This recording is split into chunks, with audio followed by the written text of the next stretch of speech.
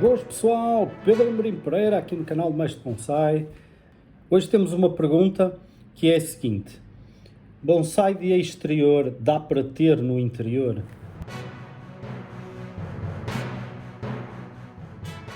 A pergunta é mais do que lógica e é muito bem feita, mas da mesma forma não é fácil responder a essa pergunta de uma forma direta.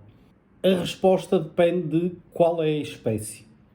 Se não soubermos a espécie, nós podemos dizer que, regra geral, não. A maior parte das espécies não se dá no interior. A maior parte das espécies com que se faz bonsai são de exterior e dentro de casa não têm condições suficientes para sobreviver. Geralmente a falta de circulação de ar. Vamos dar o exemplo dos juníperos e dos pinheiros.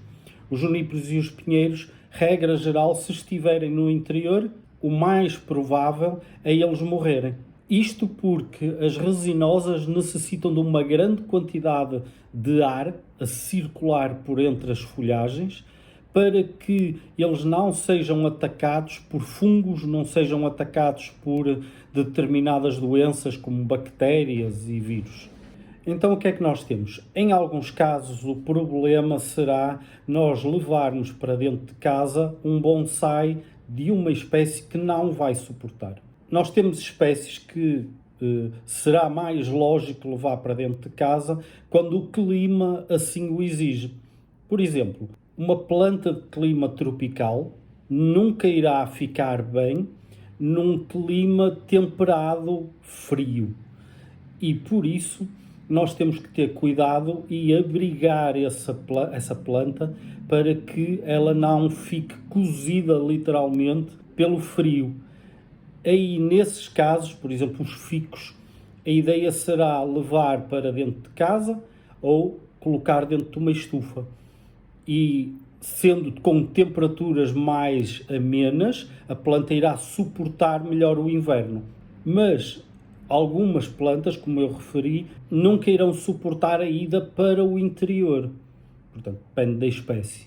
É habitual haver em determinados locais, principalmente hortos e alguns viveiros, que dizem: não, pode colocar dentro de casa, a planta vai se adaptar. Se a planta for uma planta que não suporta uma falta de oxigenação, uma falta de ambiente frio, uma falta de condições ideais para sobreviver, a planta vai morrer. E se ela for para dentro de casa, como por exemplo um pinheiro ou um juníperos, ela vai morrer de certeza. Portanto, não tem como os viveiros, não tem como os hortos garantirem que a pessoa pode colocar uma planta dessas dentro de casa e que a planta vai ficar viva. Da mesma forma, eles não se vão responsabilizar caso a planta morra. Eles dizem que a partir do momento em que sai das mãos deles, a planta é da responsabilidade da pessoa. E portanto eles vão dizer que a responsabilidade foi da pessoa, foi a pessoa que fez algo errado e por isso é que a planta morreu. O que ela fez foi exatamente o que eles disseram para fazer, colocá-la dentro de casa. Mas não pode pôr dentro de casa. Há plantas que não podem estar dentro de casa. Isso aí é garantido. Eu cheguei a ver uma altura num grupo de bonsai, alguém a usar uma analogia de os peixes do mar supostamente nunca dariam para colocar em aquário. Isso é uma ideia errada. Primeiro estamos a falar de espécies diferentes, ok? Peixes e plantas são espécies diferentes, não tem como comparar uma e a outra. Mas vamos dizer que sim. Vamos dizer que pegamos em peixes do mar e colocamos dentro de um aquário. Primeiro, a primeira coisa que nós temos é, nós nunca vamos conseguir ter um tubarão daqueles de tamanho normal dentro de um aquário com 2 metros. O tubarão, pura e simplesmente, vai começar a definhar e acabará por ter uma vida muito mais curta do que aquela que seria de esperar. Isso, para quem souber um pouco de aquariofilia, sabe que só algumas espécies de tubarões, que são bem mais pequenininhas, é que vão conseguir sobreviver dentro de um aquário. Portanto, o tamanho do aquário vai influenciar. No caso das plantas, o tamanho do espaço onde ela vai crescer, o arejamento, como eu tenho estado a referir, influencia muito. E como influencia, Nós não podemos pura e simplesmente pegar em qualquer espécie e colocá-la dentro de casa. Não tem a ver com o tamanho do aquário, mas tem a ver com o tipo de aquário. Ou seja, depois temos que pensar na temperatura, nos invernos tem que ser frio, os verões têm que ser normais, tem que haver muita circulação de ar e principalmente na primavera. Há algo que costumam ensinar que é, por exemplo, regar as folhas, regar por cima das folhas. Se estiver dentro de casa, a maior parte das espécies vai ter problemas. Vai ter problemas de fungos e vai ter problemas de bactérias e vírus. Vão se espalhar muito rapidamente e infectando a planta acaba por matar a planta.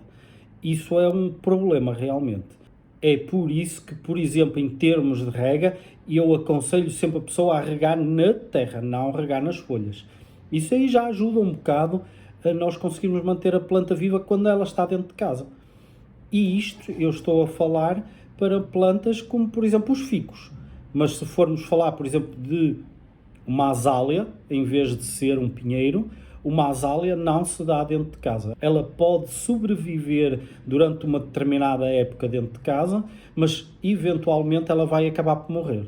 Geralmente, no espaço de 2 anos, os problemas começam a ser tantos que a planta acaba por não conseguir resistir. Outro ponto é a luminosidade. Nós, quando temos plantas no exterior, a luminosidade no dia geralmente é bastante elevada, ou pelo menos é grande. Isso leva a que a planta, mesmo que esteja sobre um abrigo, vai conseguir reagir com a pouca luminosidade que recebe em relação, por exemplo, a estar ao sol. Não quero com isso dizer que nós tenhamos que pôr todas as plantas ao sol. Nem todas vão resistir, uma vez que estão em vaso. Mas, pelo menos, teremos algumas hipóteses de conseguir controlar melhor quando elas estão no exterior. Quando elas estão no interior, o grau de luminosidade é sempre muito pequeno e geralmente é direcionado.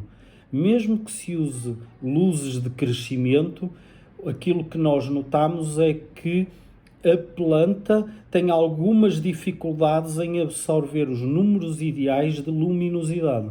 Se nós pensarmos, por exemplo, que a planta está numa janela, algo que vai acabar por acontecer é que a planta recebe um grau de luminosidade superior à que seria por estar com luzes artificiais e acaba por ser algo que seria aceitável. Mas nem todas as espécies conseguem sobreviver com essa luminosidade. Por exemplo, os ficus. Os ficus só necessitam de um grau de luminosidade baixo.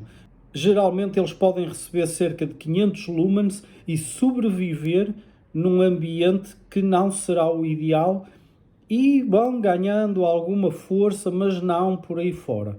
Mas se pegarmos o mesmo ficus e o colocarmos no exterior e ele durante o dia nem sequer apanha sol direto, mas apanha cerca de 1500 lumens, ele vai conseguir ter um crescimento muito mais elevado.